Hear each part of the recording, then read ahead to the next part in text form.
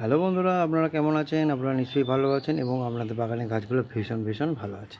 আমরাও ভালো আছি এবং আমাদের বাগানের গাছগুলো ভালো আছে। আপনারা টাইটেল আর থাম্বনেল থেকে বুঝতেই পেরে গেছেন আমরা কী বিষয় নিয়ে আলোচনা করছি। আর আমরা আলোচনা করছি আজকে হচ্ছে গরমের একদম খুব সুন্দর একটা জিনিস, সেটা হচ্ছে বেল ফুল। আর এই বেল ফুল এই গরমে প্রচুর পরিমাণে ফুল পেতে এবং প্রচুর ব্রাঞ্চ আনতে আমরা কী পরিচর্যা করছি এবং কী খাবার প্রদান করছি, সেটাই আজকে আপনাদের সামনে আমি তুলে ধরবো। তো দেখুন, প্রথমে বলছি আমি ভিডিওটা প্রথম থেকে শেষ অবধি দেখার একটা অনুরোধ রইল। আপনারা দেখুন এবং দেখে যে আমার গাছে কীরমভাবে ফুল এসছে এবং ছোট্ট ছোট্ট গাছেগুলো কীরমভাবে ফুল এসছে সেইটা। আর এই খাবারগুলো আমি যদি আপনারা ঠিক টাইম মতন প্রদান করতে পারেন, যেমন আমি বলছি, তাহলে আপনাদের বাগানের গাছগুলোতে কিন্তু এরমভাবেই ফুল আসবে। তো চলুন আগে ফুলগুলো আগে দেখে নিই। প্রত্যেকটা ব্রাঞ্চে আপনারা দেখতে পাচ্ছেন কেমনভাবে ফুল কিন্তু ফুটেছে। আর যদি ভিডিওটা আপনাদের ভালো লাগে তাহলে অবশ্যই একটা লাইক করবেন, শেয়ার করবেন এবং সাবস্ক্রাইব করবেন। আর বেল বাটনটা প্রেস করতে কিন্তু একদম ভুলবেন না। আর ওর নোটিফিকেশানটা অল করে রাখবেন, কারণ আমি যখনই একটা ভিডিও দেবো আপনাদের কাছে নোটিফিকেশান পৌঁছে যাবে। তো দেখছেন এখানেও কুড়ি আসতে শুরু করেছে। এবার এর সাথে সাথে কিন্তু আমাদের নতুন ব্রাঞ্চেরও দরকার আছে। আমরা যদি নতুন ব্রাঞ্চ আনতে পারি তার সাথেও কিন্তু প্রচুর পরিমাণে কুড়ি আসবে। তো চলুন আর দেরি করব না, প্রথমেই জেনে নেবো আমরা গাছটা কী কী খাবার দিচ্ছি। প্রথমে হচ্ছে আমরা করব কি, এই গাছের মাটিটা আমরা একটু হালকা করে এরকমভাবে হাতে করেই আমরা খুঁড়ে নেব। চলো আগে খুঁড়ে নিই। মাটিটা হচ্ছে এরকমভাবে আমরা আস্তে আস্তে এভাবে আঙুলে করি, একদম দেখছেন ওয়েল ড্রেনেজ মাটি, একদম নরম ঝুরঝুরে মাটি। এরকমভাবে আমরা আস্তে আস্তে আঙুলে করে আগে খুঁড়ে নেব।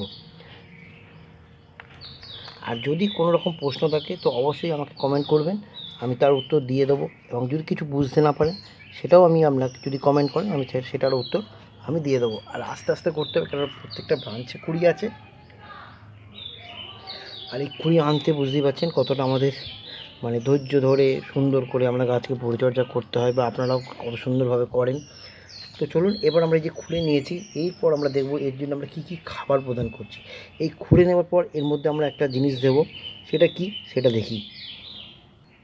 এর মধ্যে আমরা আমার তৈরি করা ভার্মি কম্পোস্ট, বা যেটা আমি তৈরি করি হচ্ছে গোবর সার তৈরি করেছিলাম, সেটা আমরা যদি না দেখে থাকেন আমার ভিডিও দেওয়া আছে, সেটা আপনারা একবার দেখে নেবেন। তো আপনারা ভার্মি কম্পোস্ট দিতে পারেন, গোবর সার দিতে পারেন। আমি আমার বাড়িতে তৈরি যে গোবর সারটা, যে ঘুঁটে থেকে যে আমি গোবর সার তৈরি করি, সেটা কিন্তু আমি এর মধ্যে দিয়ে দেবো এক মুঠো। এরকমভাবে বেশি বেশি দেওয়ার দরকার নেই, কেন এর মধ্যে আমরা একটা খাবার প্রদান করব।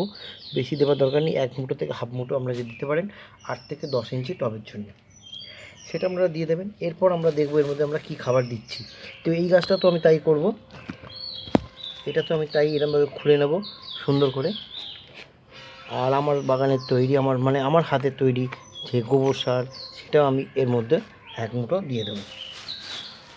আর এই গোবর সারে প্রচুর পরিমাণে আমাদের কিন্তু নাইট্রোজেন থাকে, যেটা আমাদের গাছকে বৃদ্ধি করতে সাহায্য করবে এবং গাছকে ফুল আনতে কিন্তু খুব পরিমাণে সাহায্য করবে, যেটা আমরা যে ঘুঁটে থেকে যেটা আমরা গোবর সার তৈরি করে থাকি। এটা আমি আমার নিজের হাতে তৈরি করা, আমার বাগানের জন্য আমি তৈরি করি। যদি ভিডিওটা আপনারা না দেখে থাকেন তো দেখে নিতে পারেন। এবার নেক্সট আমরা কী কী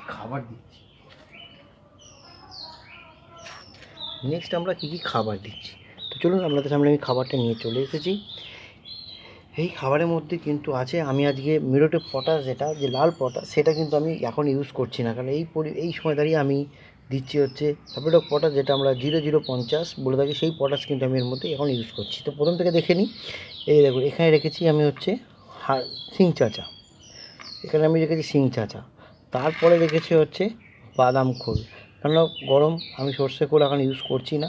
গরমের মধ্যে আমি যতটা পারি আমি কিন্তু এই বাদাম খোলটা আমি কিন্তু ইউজ করে থাকি। যদি আপনারা বাদাম খোল না পান বা ম্যানেজ করতে যদি না পারেন, তাহলে আমরা সর্ষে খোলও দিতে পারেন, কোনো অসুবিধা নেই, কিন্তু দেবেন পরিমাণটা কম। আর এই যে টোটাল খাবারগুলো আছে সব করা দিচ্ছি আমি কিন্তু 1 চামচ করে। তো এখানে রেখেছি আমি বাদাম খোল, তারপরে রেখেছি হচ্ছে নিম খোল, আর এইখানে রেখেছি কিন্তু আমি হচ্ছে আমার 0050 যেটা বলছি সেইটা, মিউরেট পটাশ। সালফেট অফ পটাশও আমরা দিতে পারেন, কিন্তু আমি এই সময় সালফেট পটাশ দিচ্ছি না, আমি মিউরেট পটাশ দিচ্ছি, এটা 0050। এর মধ্যে 50%ই কিন্তু পুরোটাই কিন্তু আমাদের পটাশ রয়েছে। আর লাল পটাশ দিলে একটা কি অসুবিধা হয়, আপনি দিতে পারেন, কোনো অসুবিধা নেই, কিন্তু আস্তে আস্তে মাটি অ্যালকালাইন হয়ে যায়। তার ফলে এই যে পরে যখন আমরা এই মাটিতে যখন নতুন করে গাছ লাগাতে যাব, তখন কিন্তু মাটি অ্যালকালাইন হয়ে যাবে, তখন কিন্তু গাছের বৃদ্ধি, ফুল আসা টোটালটাই বন্ধ হয়ে যাবে। আচ্ছা, এখানে রেখেছি হচ্ছে ক্যালসিয়াম নাইট্রেট। এখানে আমি রেখেছি ক্যালসিয়াম নাইট্রেট। ক্যালসিয়াম নাইট্রেট আমরা দেবো হচ্ছে মাসে একবার, যখন আমি এটা দিতে পারি মাসে একবার।